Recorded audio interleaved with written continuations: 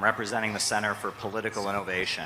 And I would like to just thank you from the bottom of my heart for that dynamic interview you gave to Tucker Carlson, in which you showed many, many young Americans a different kind of leadership, because our politicians and our leaders in the United States, they speak in sound bites, they speak in terms of scandal and gossip, but you presented a long-term vision, a scientific view of statecraft, and by getting through to young Americans, you made a difference. Many people who would never have listened to anything you had to say or heard another perspective heard you because of that interview.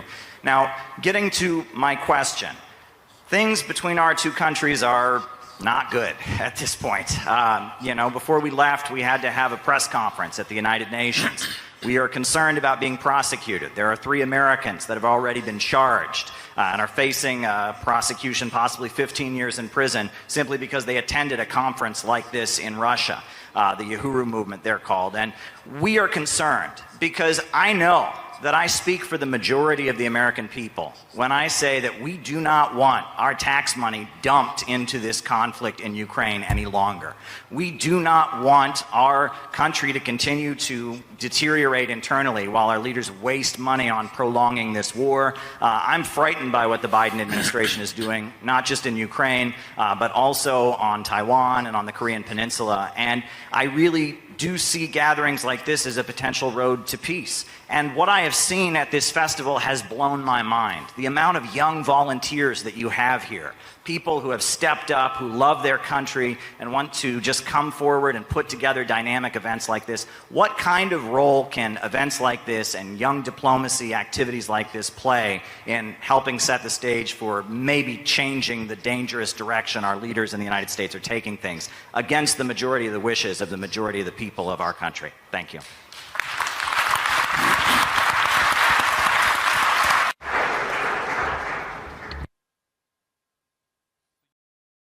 The United States of America is a huge and unique country. In its own way, over 300 years, in just 300 years, which is a small period of time compared to our history, but thanks to the talents of the Americans, it became a superpower, which is an obvious fact. We know outstanding American politicians, we know outstanding American business people, cultural activists, which is an obvious fact. We used to be allies during 2 world wars as we fought Nazism and fascism. What happened recently? After the war, after the alliance, the United States and the Soviet Union started dividing the world, and they did so successfully. And based on this balance of powers, they created international relations and created the modern system of international law. Then the Soviet Union ceased to exist for a number of reasons. I will not go into detail, but they were mainly internal reasons.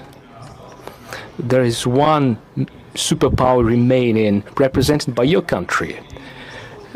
The way your elites use this monopoly to global domination is dubious. In my opinion, the United States failed to bear this burden of responsibility that they happen to bear. They created monopoly, strengthened it. I don't mean the American people, I mean the ruling elites. While strengthening their monopoly, they soon faced a situation where the overwhelming majority of countries disliked it. And so, step by step, it became obvious to everyone that there is resistance to the forming global order. Many, including your allies, they are keeping their silence here. They are afraid of speaking up because they're dependent on major economies, on mass media. There are a lot of dependencies, but believe me, I know what I'm talking about. Even allies dislike it too. And so they faced failures and disturbances The ruling elites of the United States, after achieving the monopoly of power, decided that the previous system of international relations that was built on the outcomes of World War II is no longer satisfying for them because the balance of power evolved, and hence they decided to change the international legal order. And when it became clear that not everyone is okay with this, by this I mean Iraqi developments, they happened without UN Security Council sanctions. The same applies to Syria, Yugoslavia, former Yugoslavia. Without going into detail about root causes, there were no decisions or resolutions of UN Security Council. The United States did let this genie get out of the bottle. If they did so, why can't other countries protect their national interests in the same way? Okay, one more question. One more. Who's got a good question? Who's got a good question? Who's my favorite reporter? Go ahead. Open to a better relationship with Russia as president. Sure. I want a better relationship with everybody. A better with Russia, yeah. But I want a better relationship with everybody. Go ahead. Russian overdrive? No, I don't think so. I think the media understands. Look, if we can get along, Putin says very nice things about me. I think that's very nice. It has no effect on me other than I think it's very nice. If we get along with Russia, that's very good.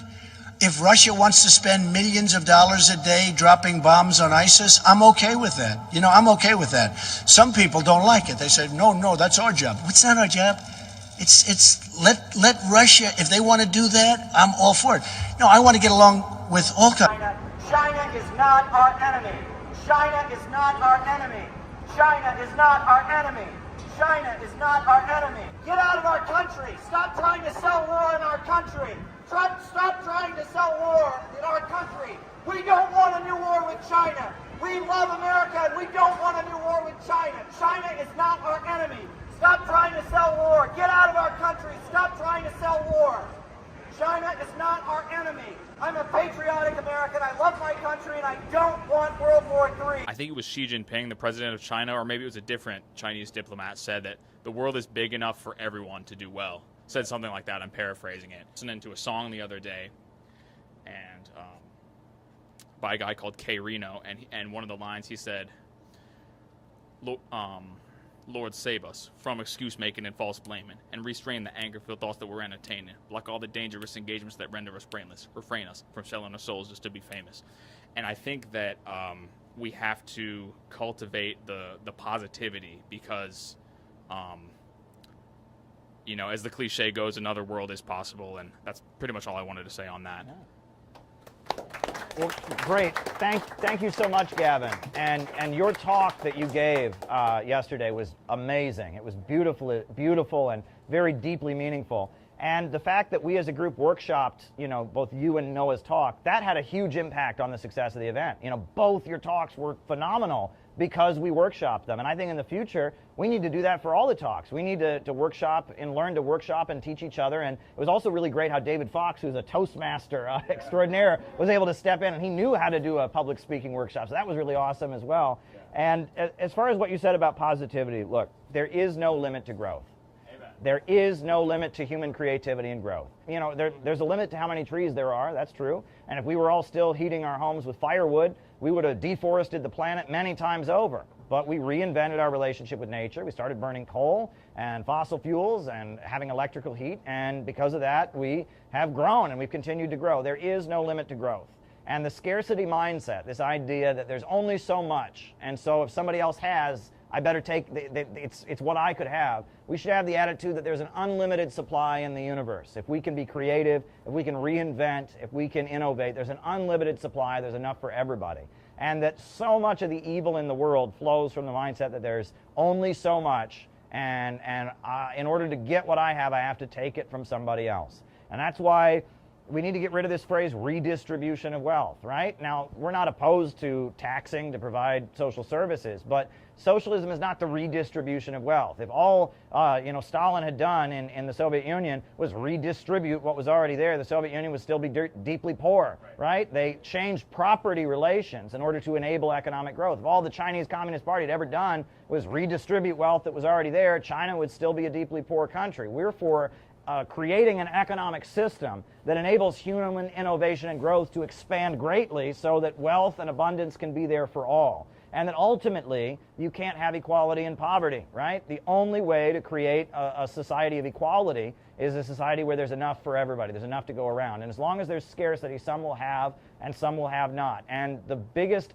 ugly things and failures in the history of communism flowed from the mistake of trying to create equality and poverty. Pol Pot, what he did in democratic Kampuchea was a nightmare because he was trying to make everybody equal in poverty. And the Chinese Cultural Revolution was a nightmare because they were trying to make people equal in poverty. These countries were surrounded, they were attacked, and in that isolation, they fell into the trap of, okay, well, we're gonna stay poor, but we're gonna make everybody equal. And that does not work. You can't have equality and poverty. You can't. And that you can't create an egalitarian society with willpower, by just wishing it hard enough, by just punishing people enough to make it come into existence. You can't do that. The only way forward is growth, but we understand the market has inherent flaws that prevent that. And that is an understanding that used to be universal. You read any old communist pamphlet from the Great Depression, it's just 101, right? This is the only system in history where abundance makes people poorer, which shouldn't make sense. Why should self-driving cars be a bad thing? Self-driving cars could lead to a world with so much wealth and abundance because the human chore called driving is no longer necessary.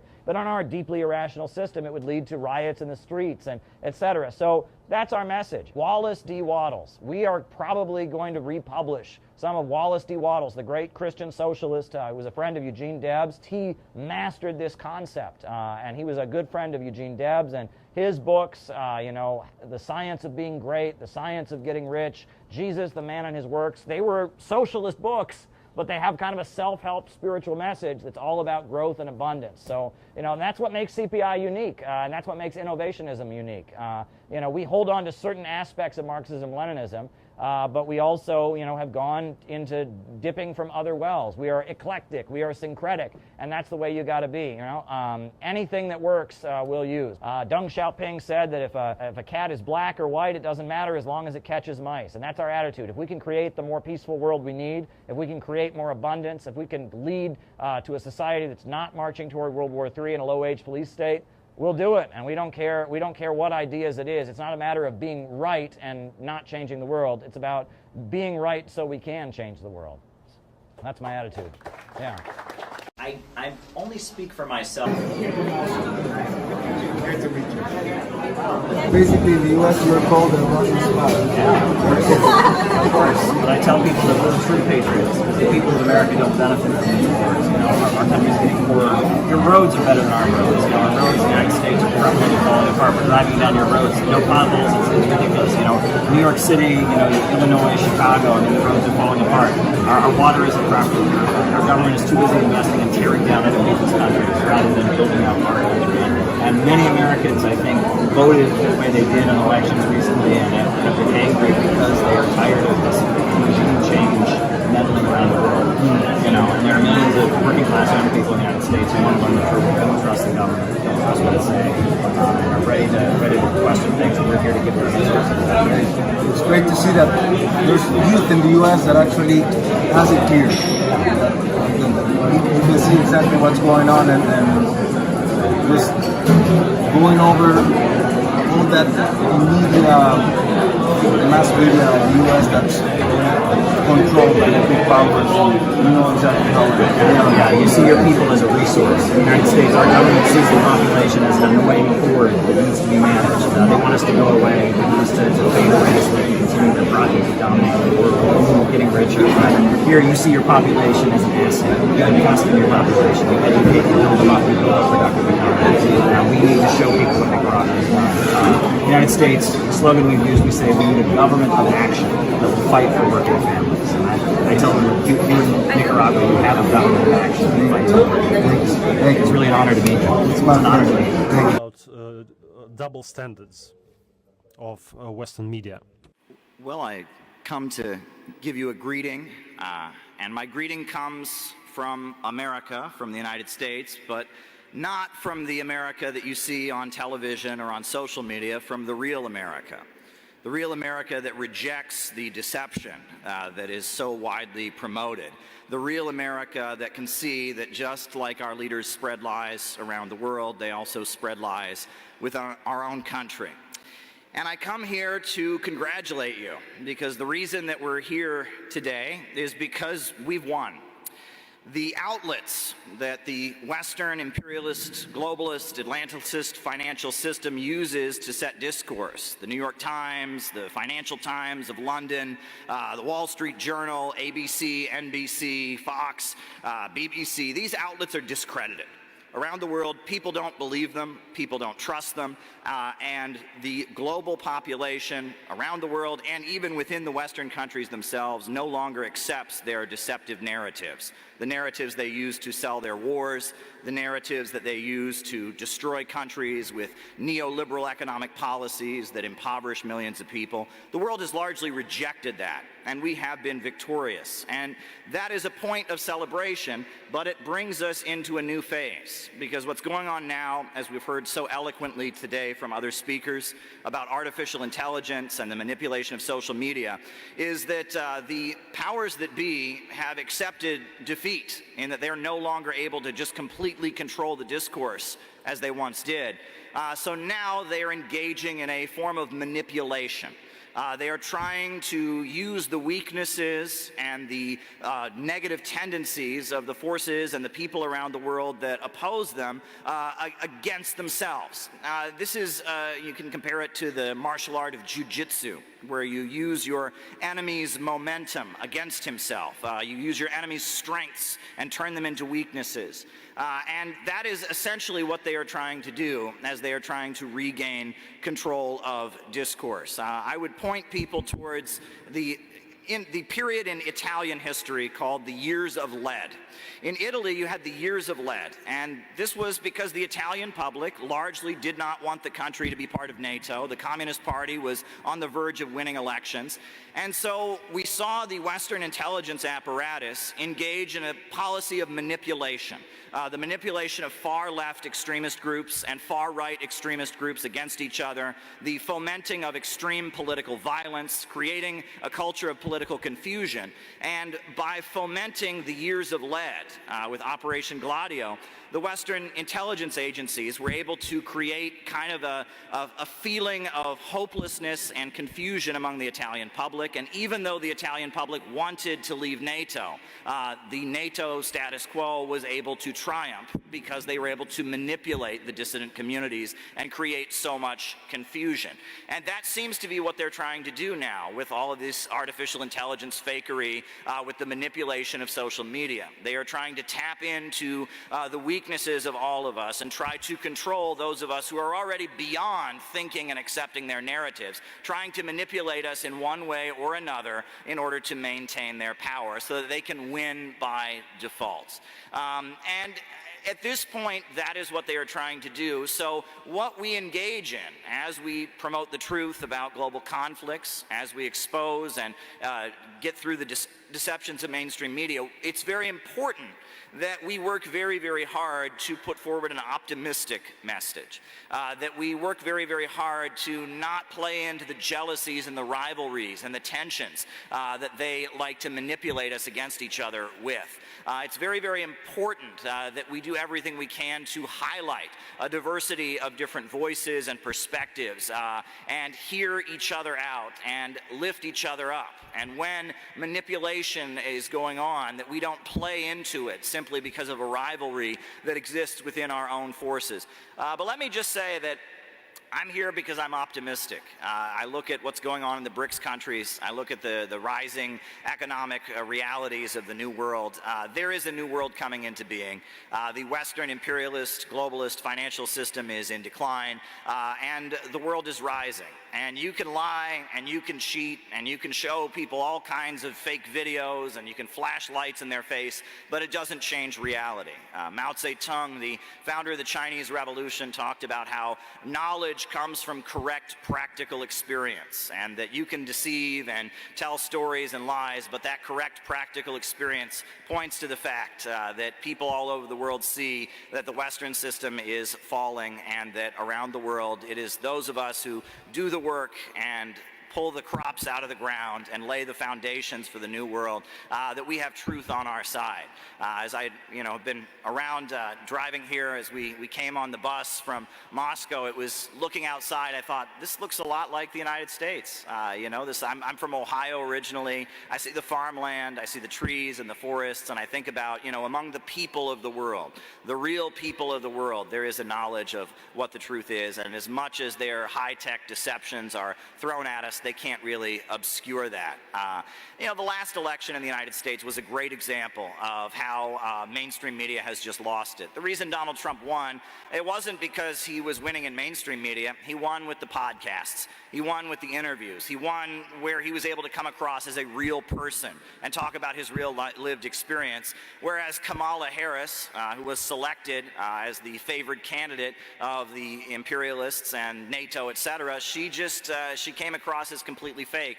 She was robotic, and I'm really proud that my organization, the Center for Political Innovation, we were able to tell the story on the podcasts and in the alternative spheres of who she really was, how Kamala Harris was somebody who rose to prominence in American politics by imprisoning people who looked like her, and how even her own father, a Marxist economist in Jamaica, had denounced her, seeing what a vile person she was and how much she was ruthless in destroying other people's lives in order to gain power in the corrupt American political machine in California. So, organizations are important, communities are important, and it is important that we put out a positive and optimistic message. We lift each other up, and we embolden people, and we don't let them manipulate us against each other, because that's all they've got left. The mainstream narratives of colonialism and imperialism, they're dying. And the new world and the economy based on physical economy, growth, manufacturing, and raising up livelihoods, that's the future. We have truth on our side, so we have to continue to do our work in a good way, in an optimistic way, in a hopeful way, and not let them use our energy against us, and build and construct and challenge deception. Thank you. Дорогой Калеб, спасибо большое за... Thanks a lot, dear Caleb. Ms. Mantoula Nonkaleka, you had a remark, right? Colonization in media space, how do we do it? I think our friend who spoke, she very eloquently put it that ownership is key. That as long as the platforms and the networks are owned by certain outlets, you're going to have certain narratives getting amplified, and you're going to have certain narratives that are suppressed. I mean, I think recently I asked ChatGPT, the AI outlet in the United States, to make an image of the leader of Burkina Faso, Ibrahim Traoré. And it said it couldn't make it because he is an image of violence. It's associated with violence, and they refused to make an image of this great African leader. But yet, I asked them to make an image of a U.S. leader who has bombed and destroyed countries, and there is no such issue. And why does ChatGPT have this bias that they won't show me Ibrahim Traoré because he's violent, and they will show me U.S. leaders who have bombed and destroyed all kinds of countries? It's because the people who made it have a certain bias, and it's because they're paying for it. It's centered around them. We need more alternative centers, is what we need more than anything, and we can't rely on just trying to seize a piece of the centers that already exist. Look, wouldn't it be great if there was some kind of social media platform, an alternative to the Western social media platforms, that was working hard to make children healthier and stronger and smarter, that was incentivizing them and using the app to nudge young people to be more productive and more happy and more hardworking? Wouldn't that be amazing, right? We know that the social media platforms of the West, they have not only is there a conscious bias, but also they're just profit-centered. They want to make money. But around the world, we have countries that have governments that emerge out of anti-colonial revolutions, where you have a state that is actively working to try and raise the productive forces and increase the power and intellect and strength of the population. We need those countries to develop social media outlets and to develop platforms that can be an alternative to the Western platforms. And we need to move away from the notion that we can just seize control of a section of Facebook, or we can just have a section of Google, or we can have a section of YouTube that is our own. At this point, we need to just recognize that there's going to be a diversity of outlets, there's going to be a diversity of platforms, and that the world is not going to be centered around the West. And I think most Americans realize that. Most of the American economy is not Wall Street, is not the big oil bankers. And the only future my country, America, is going to have is if it joins with the people of the world and with the new economy. And that this Western system, Wall Street, and the big tech monopolies, they're not the future. The world is going in a different direction. Most Americans realize that, and if we're going to have a future in technology, if we're going to have a future in industry or in energy, it needs to be in coordination with the emerging multipolar world. Thank you. Спасибо, дорогой Калеб, за развитие. With countries from the developing world having more prominence and importance in international affairs, do you feel that the United Nations could be restructured in a way that would give more representation to developing countries? In the name of Allah, the Merciful, the Compassionate, I think the UN and its mechanisms. I will reiterate that the UN and its mechanisms need to be revised so that it can fulfill its role of enhancing peace, security and justice. And if the UN, the Security Council and the various UN branches are not revised, then I think that with the new centers of power that have emerged in the world, with the global coalitions and the developing countries, the role of the UN will diminish day by day, and it will certainly not be able to fulfill its role as before. And in our view, its position and condition of functioning will inevitably come to naught. We definitely need to reconsider its position, structure and condition of functioning.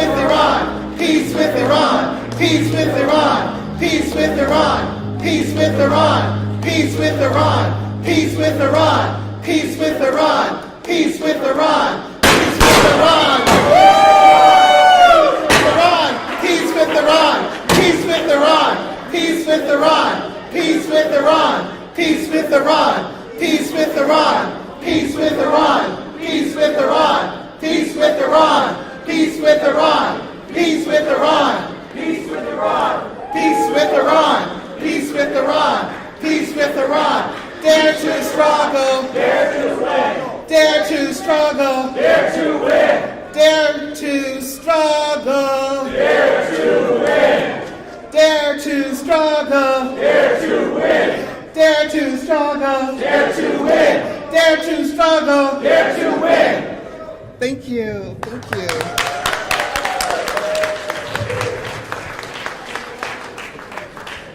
You may all be seated. Thank you. Now, before we continue, I would love your attention. I would like to introduce the ideological leader of the Center for Political Innovation, Caleb Maupin. Let's give him a round of applause, everyone.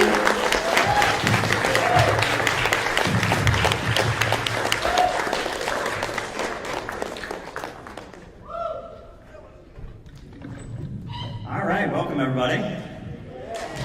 Thanks for joining us on a Saturday morning. Glad to see you all here. Should be a great day. We're going to have an opening session here honoring some very important voices for peace that we've brought with us, some very special guests. I wanted to start out by quoting from the Book of Rites, which is one of the main texts of Confucianism. The Book of Rites tells us that once Confucius was taking part in the winter sacrifice, and after the ceremony was over, he went for a stroll along the top of the city gate, and he sighed mournfully. And his disciple, who was by his side, asked, "Why do you sigh?"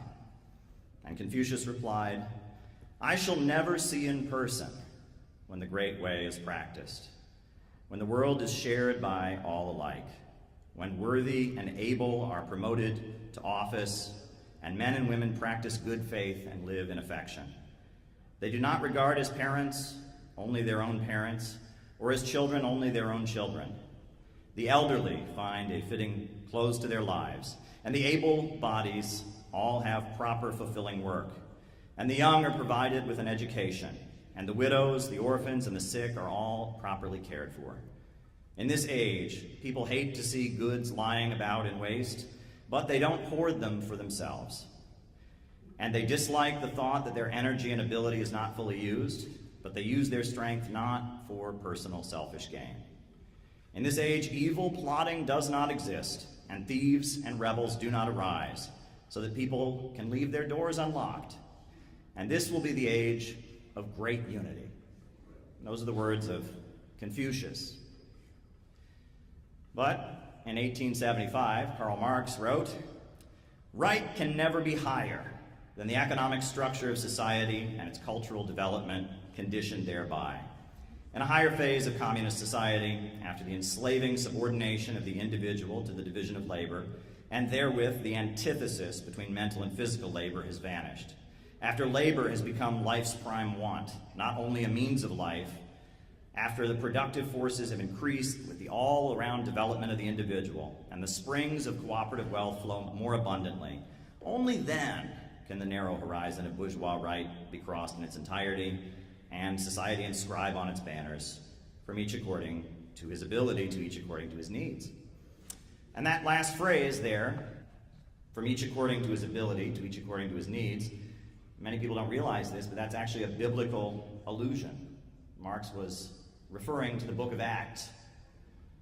And the book of Acts, chapter 2, 44, verse 44 through 47, says that all that believed were together and had all things in common, and sold their possessions and goods and parted them to all men, as every man had need. And they continued daily with one accord in the temple, breaking bread from house to house, singing of heart and praising God, and having favor with all the people. And the Lord added to the church daily the number that should be saved. The book of Revelations talks of how God shall wipe away all tears from their eyes, and there shall be no more death, neither sorrow nor crying, nor any more pain, for all the former things have passed away. And Jesus told his followers, "The kingdom of heaven is like a grain of mustard seed, which a man took and sowed in his field, which is indeed the least of all seeds, but when it is grown, it is the greatest among the herbs, and becometh a tree, so that birds of the air can come and lodge in its branches thereof." Now, what I'm saying here is that there's always been an understanding within human beings that we have it within us to build a world free from so much of the suffering and oppression and degradation that we see around us. We have it within us to build beautiful things. Ants have been making their ant farms the same way for thousands of years. Bees have been making their beehives the same way for thousands of years. But just 6, 7, 8,000 years, human beings have gone from hunter-gatherers in the woods to space travel and iPhones. No other species has the ability to reinvent its relationship with nature the way human beings do. But yet, we live in a time where human progress is being held back. Human progress is being restrained because a small group of bankers and billionaires in Wall Street and in London want to stay at the top of the world. And we need to be very clear that they are keeping the world poor and sowing chaos and instability around the world and fomenting wars and injustice so that they can keep themselves at the top, so that they can stay rich. And this system, the founders of the country fought against the British Empire, and they referred to it as the English system. Henry Charles Carey, who was an advisor to Abraham Lincoln, called it the English system. And Vladimir Lenin called it imperialism, the highest stage of capitalism. And in addition to that, now in Russia and in China, they're talking a lot about geopolitics and civilizations of the land and empires of the sea and thalassocracy and these empires based on controlling trade routes and keeping countries impoverished, holding back development. Whatever you want to call it, that system, globalism, imperialism, that system is the main barrier to human progress. It is the main thing preventing us from building the beautiful world that human innovation and human creativity is capable of building. And the Center for Political Innovation is an organization dedicated to trying to build a movement here in the United States to oppose globalism, imperialism. We need a government of action to fight for working families.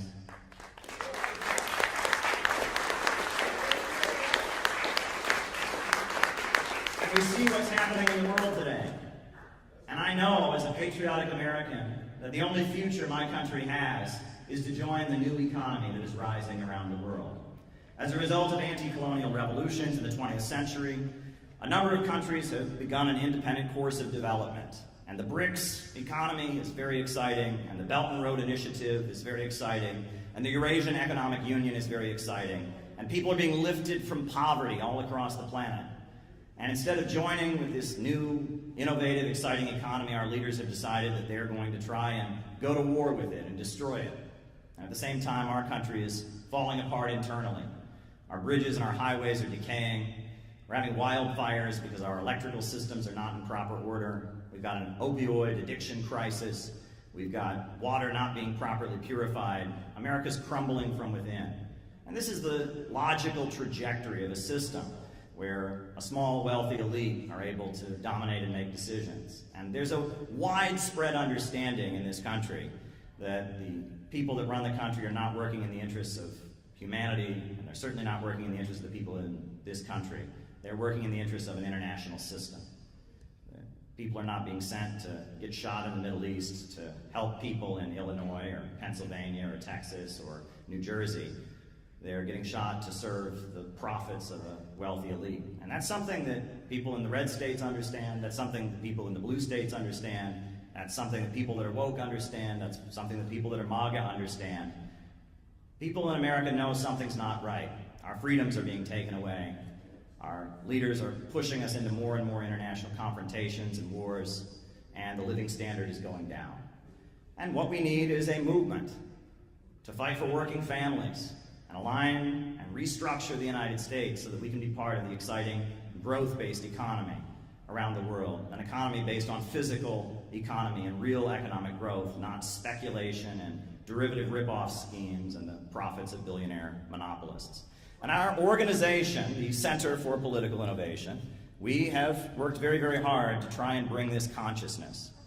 And I just want to go over briefly what got us here today, right? Because it was last July, we set the date, July 12, 2025, to be the day that we had our next national convention. And a lot's happened between now and then. 1 year ago, we were in a little bit of a rut organizationally. We decided we were going to set a date. We were going to wait a year and have our convention, do some outreach, etc. And shortly after that happened, something very strange took place. Amazon.com made a pretty big mistake. And a book that the Center for Political Innovation, our organization, published, a book called Kamala Harris and the Future of America, that had been on sale for 4 years, a book criticizing Kamala Harris, talking about her ties to the war makers and how she set up and was a ruthless prosecutor imprisoning people in the state of California. That book had been in print for 4 years with no issue. But on the very day she became the nominee of the Democratic Party for president, Amazon decided to ban the book. On the very day. What a coincidence. And when it became clear that our Center for Political Innovation book about Kamala Harris was banned, and it was pretty obviously a political decision, outrage swarmed, and Jimmy Dore was talking about it. and was discussed by Kim Iverson. It was discussed by InfoWars. It was discussed by all kinds of people, and people on the left and people on the right. All kinds of people wanted to know what was in our book that we published about Kamala Harris and who she really was. Why was it that on the very day she got nominated, they banned it from Amazon.com? And so we put it up on Lulu, we put it up on some other websites, and it started selling, and 7 days later, Amazon backed down and put it back up, and that book sold in huge numbers. And we never quit while we're ahead. And the Democratic National Convention was happening here in Chicago. So what did we do? We decided to use the money from the book sales to print the book in bulk. And we distributed 1,000 copies of the book in the streets of Chicago during the Democratic National Convention. And actually, stand up if I mention your name. Gabby and John, a friend of ours named Phil from New York, they all came to Chicago to distribute this book. And outside the Democratic National Convention, over 1,000 copies of our Kamala Harris book was distributed. We also had another pamphlet called Do You Believe in Growth that we had written for the Libertarian Party convention we distributed. And then at that point, after we'd gotten quite a bit of attention from our book, we decided that we wanted to insert a pro-peace message into the election conversation. And the best thing that Donald Trump did in his first term in office was go and try to make peace with North Korea. Yeah. It was the best thing he did. And so we decided we were going to boost the pro-peace aspect of Trump's campaign. And we had this beautiful banner printed, and Briggy and Noah came down to New York, and we unfurled it in front of Trump Tower. We unfurled this, and we launched what we called our Operation Peace MAGA. And we had this on the streets of New York City all throughout the election cycle. And we actually got a great amount of help from the Manhattan Family Church and Reverend Milhan Stevens. They helped us get the message out.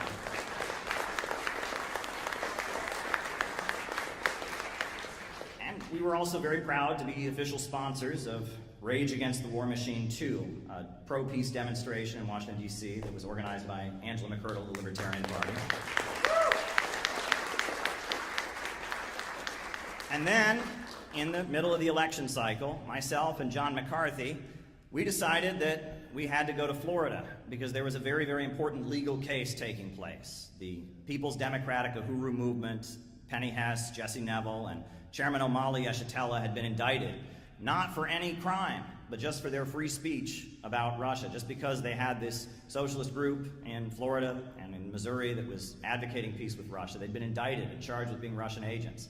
So we went down to Tampa, and we were in the courtroom during the opening of the trial. We were there at the sentencing with other people that were very concerned about the civil liberties implications of this case. They were trying to make it illegal to advocate peace with Russia.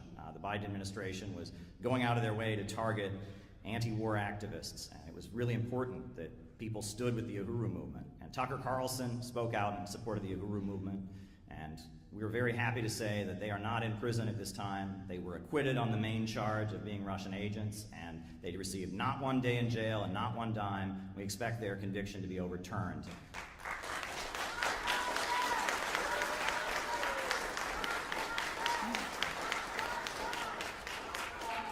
Yes. Another great thing happened, which is that we met somebody new, a woman from Minneapolis named Penny. And Penny kind of debuted herself in our organization by confronting Ilhan Omar. We would like to know, as American people, why you continue to support sending billions of taxpayer dollars to Nazis in Ukraine to start a nuclear war with Russia. China is not our enemy. I need you to leave, please, ma'am. China's not our enemy. Russia's not our enemy. No more money for rich men's wars. Take your stuff. No more money for rich men's wars. No more money for rich men's wars. It was great.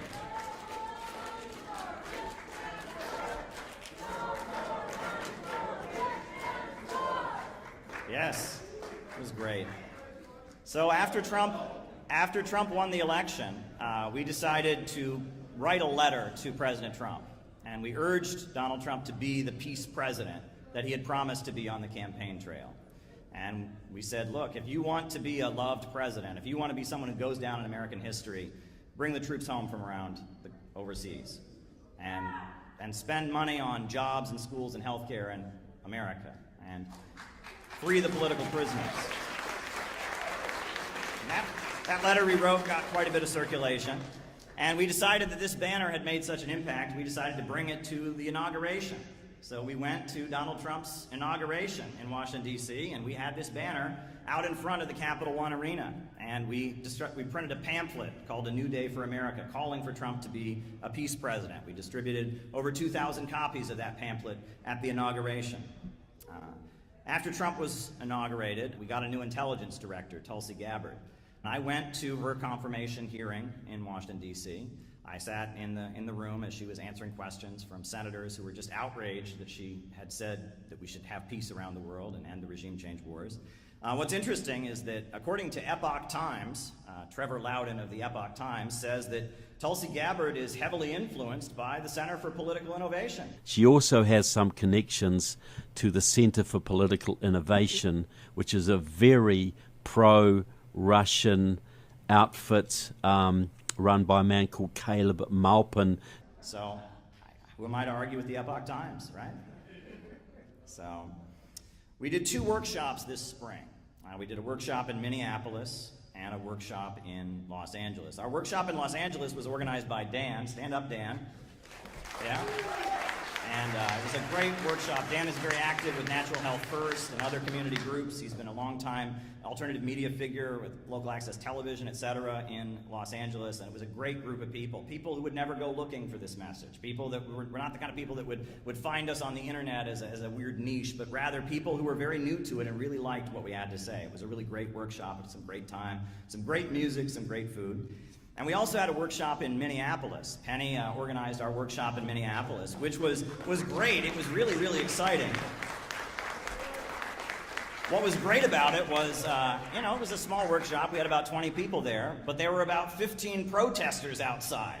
I have never felt so important. The local Antifa was outside with signs all about me and talking about how much they hated us and internet memes and all of that. I've never felt so important in my life. It was a great moment. It really went to show how what we do is really important. There are forces out there that are watching us and very worried about our pro-peace message catching on with the American people. The fact that there was a crowd of protesters outside trying to shut down our workshop. And Penny did a great job handling that workshop under pressure. Thank you, Penny. Thank you. Another great thing that happened this spring I guess it wasn't a great thing, but what we did in response, or what was done in response, was great. But NATO had its anniversary celebration in Dayton, Ohio, and we're not thrilled about that. But they decided at the main library in Dayton, Ohio, that they would have a public debate about whether or not the USA should stay in NATO. And the organizers, I guess they made the mistake of picking Jeff Young, our member from Kentucky, to represent the anti-NATO position. And he did a tremendous job. He completely shut down the pro-NATO arguments. It was beautiful. It was absolutely beautiful. And many people heard that anti-war message from our member, our lead founder of the Kentucky Party, etc. Thank you, Jeff. You did a great job. You did a great job. Now, the bombing of Gaza has continued, and one organization has done more to stand with the Palestinians than any other, and that's the Houthis of Yemen. The Ansar Allah movement of Yemen, they were blocking ships, a picket line in the Red Sea to protect the Palestinians, to insist that until Israel stops its bombing of Gaza, they're going to block ships from going to Israel. So in response to that, we decided that we needed to tell people who the Houthis really are. And so we published in bulk a book that we wrote called Who Are the Houthis and What Are They Fighting For? And we distributed that book in bulk all over the country to tell people about the Ansar Allah movement in Yemen and the history there, and how this movement that is really the conscience of the whole world standing with the Palestinians, where it came from, their religious origins as Shia Muslims, etc. That was one operation that we carried out. I was recently in Russia. I got to attend the Global Digital Forum, meet with people from many different countries, South Africa and Uganda and Vietnam and China. And there is this whole new economy rising, and it was really an honor to be in Nizhny Novgorod, Russia, to meet people from the New World and kind of be the voice of the side of America that rejects the low-wage police state. One thing we've been making a point of doing lately, in light of very unfortunate events, is standing in solidarity with Iran. And our member Noah Shank has recently started appearing on Press TV as a regular commentator, representing the United States when it comes to Iran. And another thing that we did is a couple weeks ago, we decided to have a demonstration to honor the great African leader Ibrahim Traoré, the leader of Burkina Faso. And this great African leader, he's almost the model of the kind of government we need. He's investing in his people, he's providing education, he's overseeing a farming boom, so much agricultural expansion, providing health care. Every woman who goes to the doctor to have a child in Burkina Faso, it is totally free. He's providing a stipend to students so that they can get their college education and not have to work a job on the side. They're getting a stipend. He's just the hero of the African continent. And when he was demonized by certain figures within the Pentagon, there was a national day of action, and people on every continent, but especially on the African continent, were marching in the streets saying, "Hands off Ibrahim Traoré." It was an amazing expression. We were very proud to join our brothers and sisters in the Uhuru movement in standing with Ibrahim Traoré. And we had a small rally here in Chicago, to support Ibrahim Traoré with our banner. And it went viral in Africa, and it was viewed all over the African continent, on YouTube, on television channels. People who were in chat groups that had nothing to do with our organization or our politics were seeing images of this rally, because Ibrahim Traoré is the kind of leader that many people in Africa are saying is the future.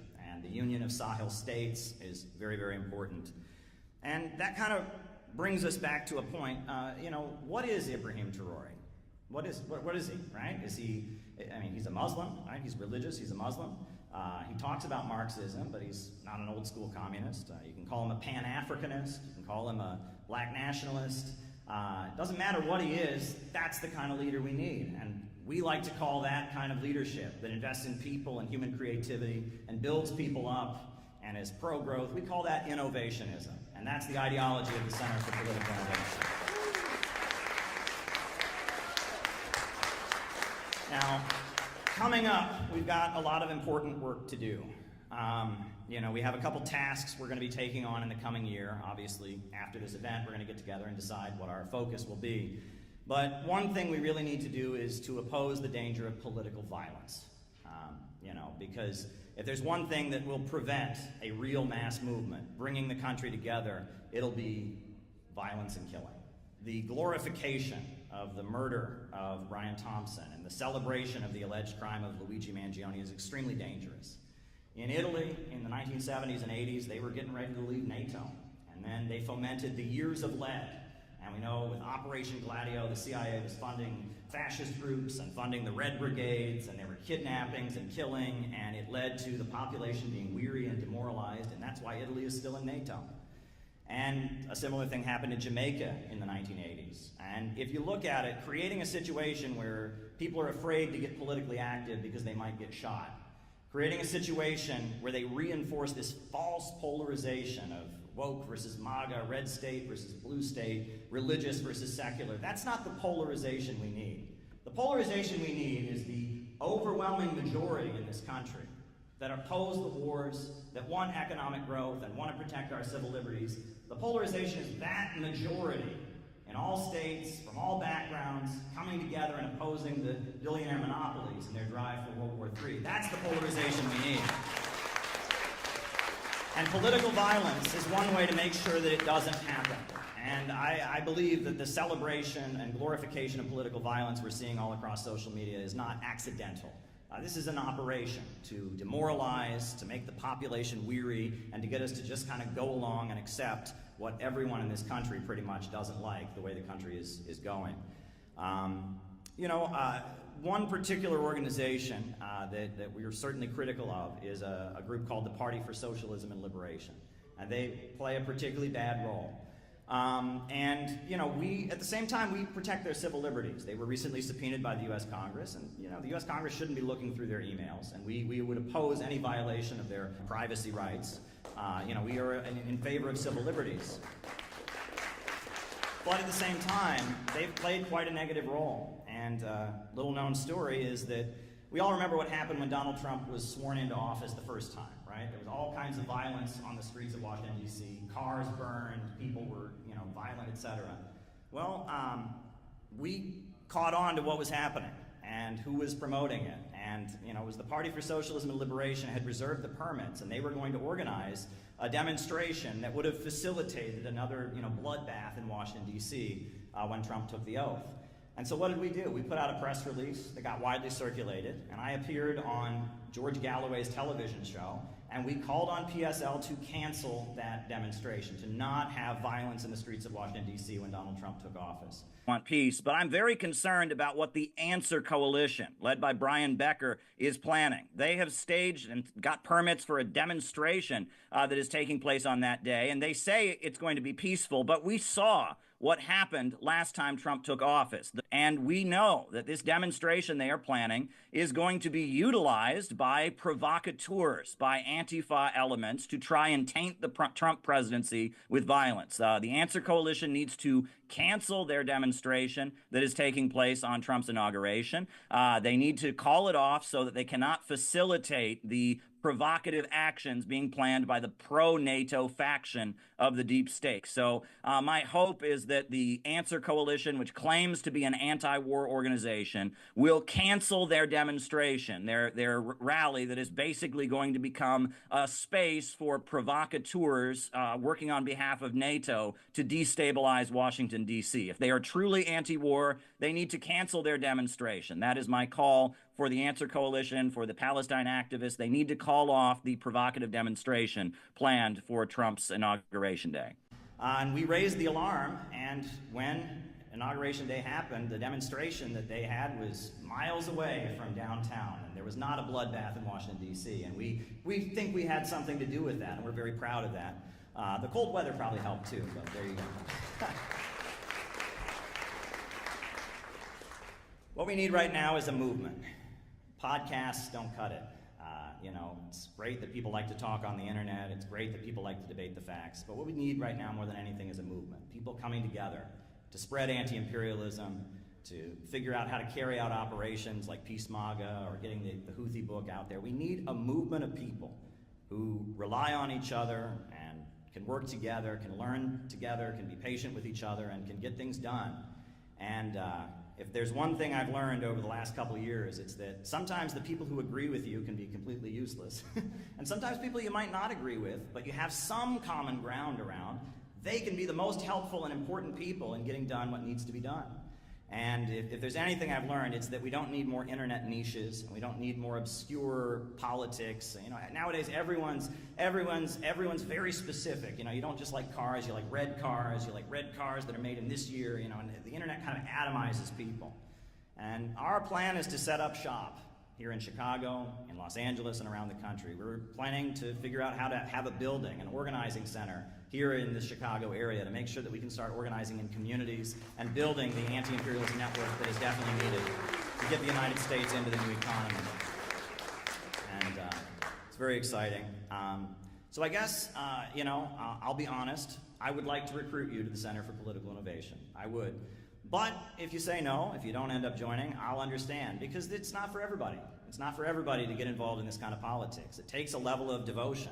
I don't want to recruit you to listening to a podcast. I don't want to recruit you to a YouTube channel. I want to recruit you to a way of life of struggling alongside your brothers and sisters and standing in solidarity with countries that are under attack. I'm trying to recruit you to a lifestyle, and that lifestyle isn't for everybody, but those who can take it on find it to be very, very rewarding. And if it's right for you, you should join our organization. Dues are $15 a month, and if you become a member, we can connect you with other people around the country. It's very exciting what we're doing. So that's kind of my report about what I had to say here. Now, we are going to hand out some awards, but before we do that, a great dance team from Russia is going to perform. And I guess we're going to have a great dance performance. I think they're called Kalinka USA. And they're going to give us a dance performance. So I guess if they want to make their way up to the stage, we're going to have a dance performance, and then we'll continue with our awards ceremony. So we'll just looking for the dancers. Go ahead. Thank you.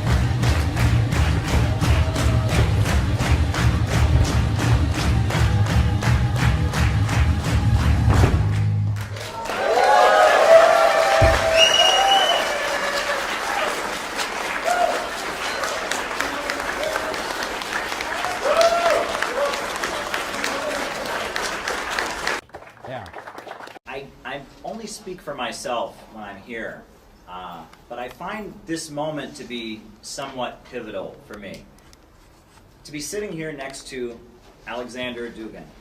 You know, the first time I heard the name Dugin, it was thrown at me as an epithet, and it was in 2014, and at that time I was a card-carrying member of a Marxist-Leninist political party, and at that time, folks will recall the overthrowing of the elected government of Ukraine and the installation of a pro-Western regime. And as that was taking place, based on my understanding of how to understand the world and the training that I'd received as a Marxist-Leninist, it appeared to me that what was happening should be opposed, and that, you know, that the forces in the East who were resisting this regime being imposed by the West, that they should be supported. And around that time, a number of people began to denounce me in left-wing circles. I was called a Nazbol. I was called a Strasserist. And one of the favorite epithets that people began throwing at me was I was called a Duginist. And I did not know what a Duginist was. I did not know who Alexander Dugin was. So I had to look into this. I had to look it up. And around that time, I was also traveling. In 2014, I first visited the Islamic Republic of Iran. I attended a conference in Iran. And I was in Iran, and I saw in Iran a society that had broken free from Western capitalism. Their national industries were under the control of the public. The oil was under the control of the public. The banking was under the control of the public. The state was working to mobilize the population to raise the living standards. It seemed to have broken free from this free market capitalist system that we had in the West. And when I was in Iran, I remember at this conference I attended, many of the guests from around the world said to me, "You've got to read the writings of Alexander Dugin." And then, oddly enough, I went to Venezuela. I was in Venezuela in 2015. And in Venezuela, you know, this was a Marxist government. You know, the leader was quoting, you know, Lenin and Trotsky and such. But I noticed that there was a clear difference in the way that the activists in Venezuela were talking. They talked a lot different than the leftists in the United States talked. And when I brought this up with the Venezuelans, they said to me, "Oh, you really ought to read Alexander Dugin." And so, you know, with all of these people mentioning Dugin to me, with people accusing me of being a Duginist, I thought it would be best that I actually study the writings of Alexander Dugin. So I had to get a copy of The Fourth Political Theory, and I read the book cover to cover, and it was fascinating to me as someone who'd only really studied the political left and the ideology around it to see a wider analysis of the world. And there were many things in the book that I did agree with. The most essential being this understanding of what liberalism is, and this understanding that there is this ideology coming out of, you know, the Western countries, the United States, Western Europe, and that seeks to put the individual above all else and break down any sense of collectivism or bond or community. And that this liberalism has a left-wing face and it has a right-wing face. And as I read The Fourth Political Theory, I noticed that I had been kind of aware of what he was describing in this text for a long time, because I myself, you know, I'm not from New York City, I'm not from Los Angeles, California, I'm from the heartland of the United States. I grew up in rural Ohio. You know, the town I lived in had less than 5,000 people in it. And I got attracted to left-wing ideas because I saw leaders like Fidel Castro, you know, and Kim Jong-il and others. And, you know, these are leaders that are leading their country, they're controlling the economy and raising people up out of poverty and you know, fighting against imperialism, and that's what I was attracted to. And when I got involved in organized political leftist groups, I noticed that there was something very, very different about them. That, you know, I would get excited about, you know, Fidel Castro and seeing, you know, revolutionary armies marching in uniforms and such. And the leftists would tell me, "Oh, no, you know, we don't talk that way." You know, I would go to meetings and I would see people, you know, intentionally wearing clothes that were all ripped and had holes in them. And I would think, are they not professional? Do they not want to look like serious politicians? I always felt very odd in left circles. And it was very strange, and I just felt like, you know, what had attracted me to the leftist ideology was very different than the people I was around. And then I began to do some reading, and I became aware of something which is, at this point, one of the programs that the U.S. Central Intelligence Agency brags about being its greatest achievement. And if you Google it, you can Google the phrase Congress for Cultural Freedom. And if you Google this, the first thing that will come up is the website of the U.S. CIA. And starting in 1949, there was a conference sponsored by the U.S. Communist Party and the Soviet Union in New York City at the Waldorf Astoria Hotel. And it was a conference of artists and intellectuals and scientists, all of which were opposing the U.S. drive in the Cold War and were opposing U.S. imperialism. And the CIA looked at this conference and was furious about it. How could all these smart intellectuals, how could they be associated with the Soviet Union? And so they began a program, it's called the Congress for Cultural Freedom, in which they sought to create a gap between Western leftist intellectuals and the Soviet Union. And they noticed that this gap already existed to some extent, and that when the Soviet Union began, in the first years, it was promoting, an ultra-liberalism. Homosexuality was legalized, abortion was legal and such. But as the Soviet Union progressed, especially during the 5-year plans and the rise of Stalin, it became much more socially conservative. And many of the left-wing, cosmopolitan, middle-class intellectuals who'd been attracted to the Soviet Union, they were quite uncomfortable with what they saw as a social conservatism emerging in Soviet society.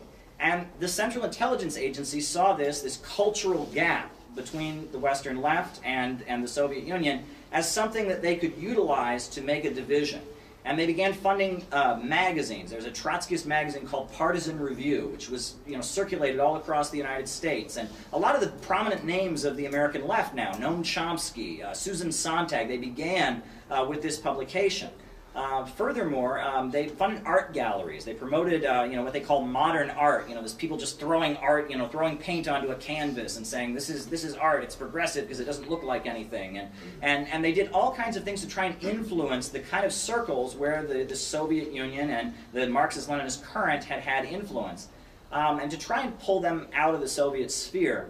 And it's interesting, one of these intellectuals who was essentially, part of this program to divert leftism away from the Soviet Union was an individual named Susan Sontag. And in the 1980s, she was addressing a demonstration in New York City in support of the anti-Soviet uprisings in Poland.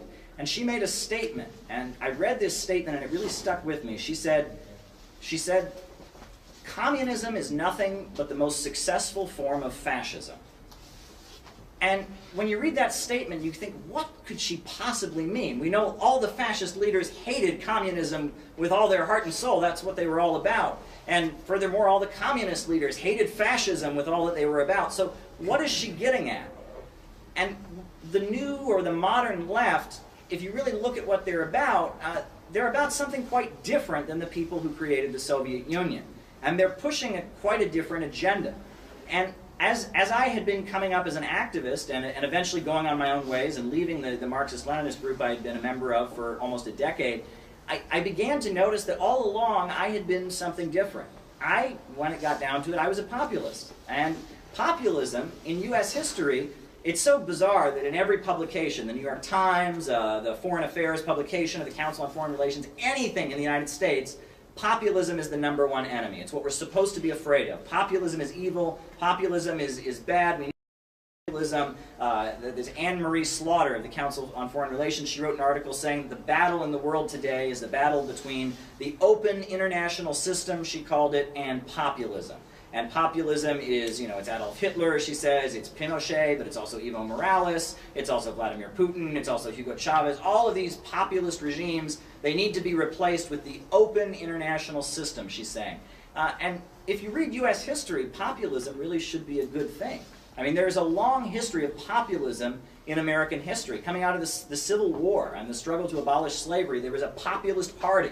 And as the Republican Party moved into being more of a capitalist and a free market party, the mass movement of small farmers and radicals who had fought for the abolition of slavery in the United States, they formed the Populist Party, and they called for the nationalization of the railroads, and they called for the redistribution of land, and the fight against the big monopolies, and they fought for an interpretation of Christianity that would favor the downtrodden and the poor, and not favor greed and the rich, as was being promoted by some of the big denominations in the United States. And populism was being portrayed as a bad thing. We have individuals like Huey Long.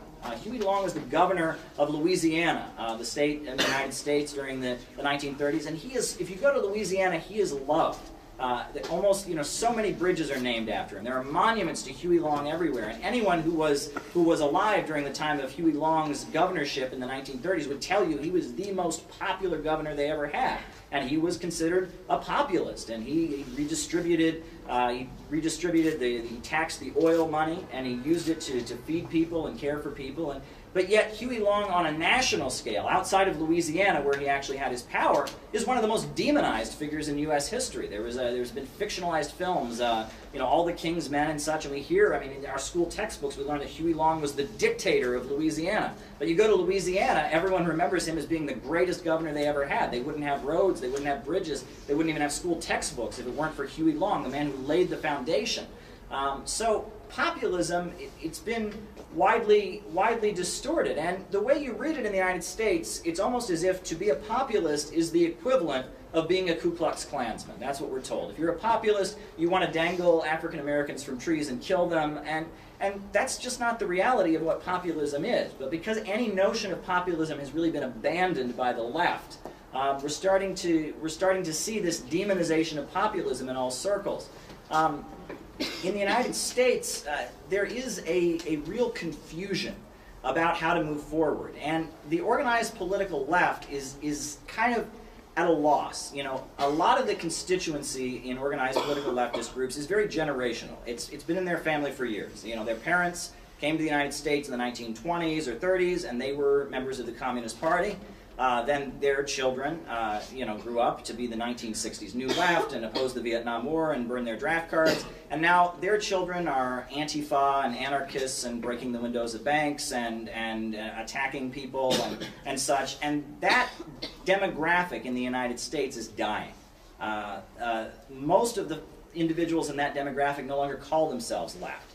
And this kind of urban, cosmopolitan, middle-class grouping that defined leftism in U.S. history is vanishing. However, there are many people in the United States who are opposed to capitalism. And during the presidential election, I'm a leftist, I come out of a left background, but I saw Donald Trump speak, and there were many times that he spoke and I applauded. I heard him talk about how, there's this elite that is not loyal to the United States, these international bankers. I applauded when he said that. When he talked about how, in Syria, or in Iraq and all these countries, we have attacked them, and the result has been terrorism getting stronger, and that the U.S. population is gaining nothing from these wars. I applauded when he said that.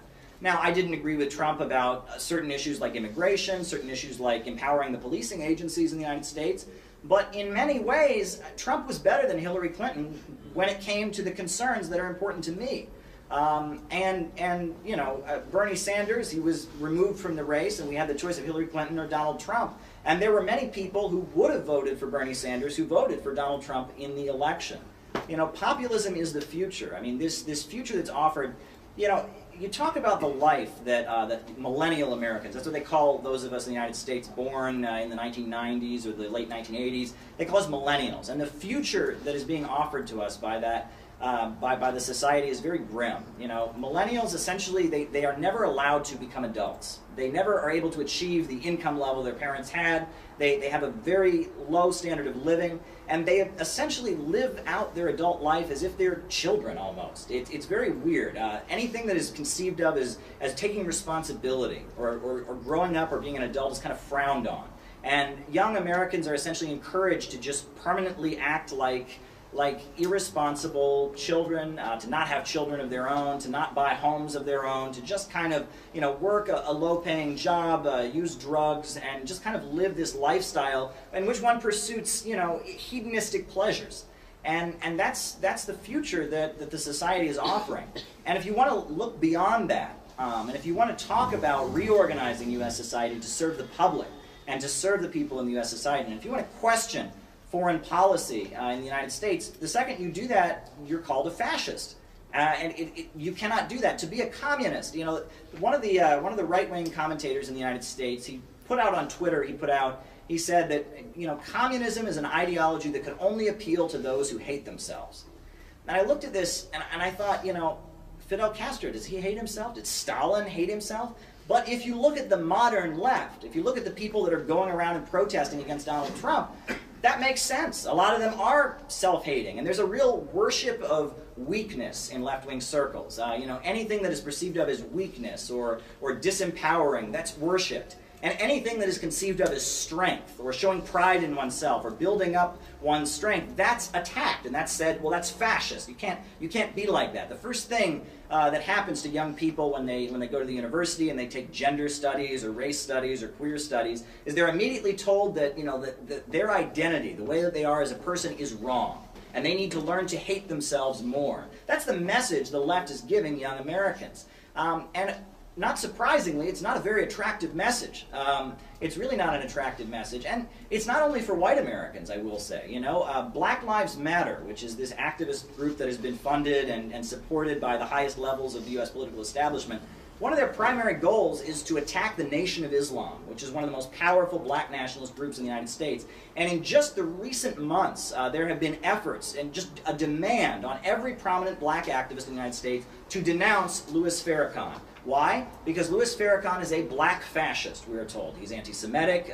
He has said things about Jews that are not very nice. He's made statements about Hitler. So anyone, and the Nation of Islam that's the organization of Malcolm X. I mean, this is an organization with deep roots, but the demand coming from the left is that all black activists distance themselves from this organization because, again, it's pushing strength. It's not pushing shame. It's pushing an agenda of raising people out of poverty. It's pushing a black identity. So this is widespread, and what Mr. Dugan has described in his work, which I mean is very meaningful, and people are reading it all over the world, is very real, and people should engage with his ideas. When I first began researching Mr. Dugan, I remember there were so many interviews in English by experts on his work, and none of them had ever read his writings. I would see interviews with people about Mr. Dugan, and they would say, well, Alexander Dugan, he's written books about why Russia should take over the entire world and colonize the entire world. It's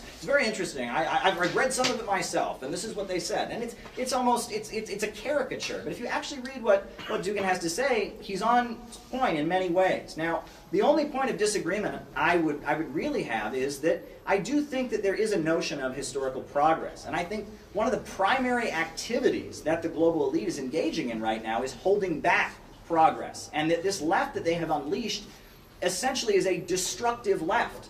The message that they give is that people have it too good these days, right? The environment is being destroyed. We can't have people live more comfortable lifestyles. That'll destroy the earth. And this notion that people should live a comfortable life, this is hedonistic, and we need to do more of an ancient Eastern thing. The modern left is very much opposed to the notion of raising the world out of poverty, and they have this fascination with chaos and destruction. The second that the revolution is victorious, they denounce it, right? Because then it's an autocratic regime, it's violating human rights. But as long as it's just people in the streets breaking windows, smashing things, tearing things down, they love it. All throughout the United States, they are tearing down Confederate monuments, right? And the Confederacy was an awful thing. I mean, not just for African Americans, but for white people. I do not defend the Confederacy. But they're not replacing those statues with anything. Because the notion on the political left is not just that it's wrong to have Confederate statues.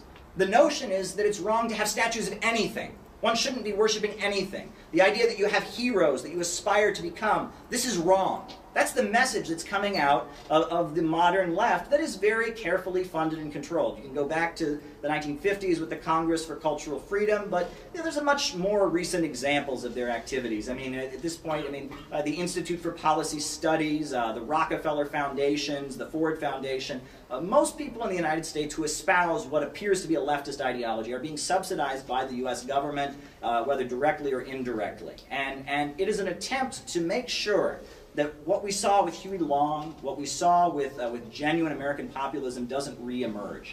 And so, the ideas that Mr. Dugan has promoted have been very meaningful for me in trying to make sense of what's going on in the world. And I thank you for the invitation to speak at this very important gathering. And I'm here learning. I'm hearing from different voices, and I'm open at this point. The fact that there have been so many articles accusing me of being a Duganist before I even read Dugan's writings makes me think that there's something that I have to learn. So I'm here to listen.